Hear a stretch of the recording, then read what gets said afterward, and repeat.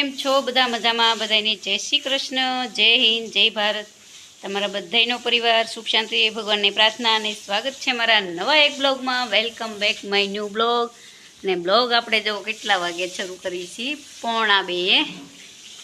અને અહીંયા અમારા બેન જો ઝાડવા પાય છે ને ફળિયામાં પાણી છાંટે છે. હેલો, આ બાજુ જુઓ તમે, આ ઝાડવા સરસ મજાના પાઈ દીધા છે. તો બસ આવું કંઈક છે. અને સાહેબ જ આવ્યા નથી, 1:45 થવા આવ્યા તો જે સાહેબ સ્કૂલથી આવ્યા નથી. હવે પછી જમવા બેસીએ.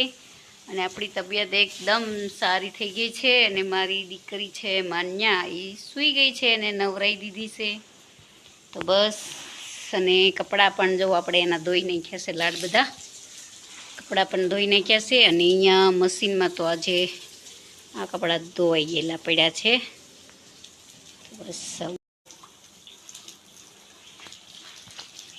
હેલો, તો જો તડકાના આપણે ઝાડવા પાઈ દઈએ સરસ મજાના.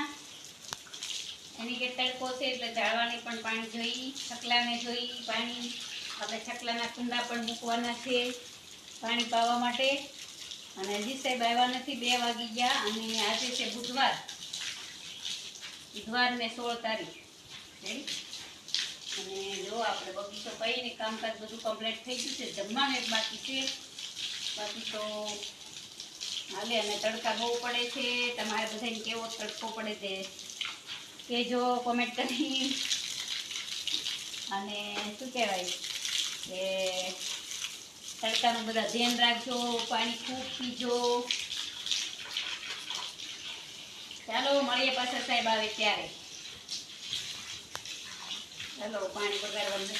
તો હેલો, આપણે જમવા બેસી ગયા. કેટલા 2:10 કે 15 મિનિટ થઈ છે, 2:15 જેવું થયું.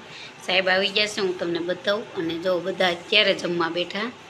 જુઓ તમે, સાહેબે જો સોળેલું કરીને મીડાસ દાબા, અડદની દાળ છે, છાશ છે. અને આપણે પણ અહીં સોળેલું કર્યું છે. મારે તો અડદની દાળ નથી ખાવી એટલે આપણે દાળ ભાત લીધા છે.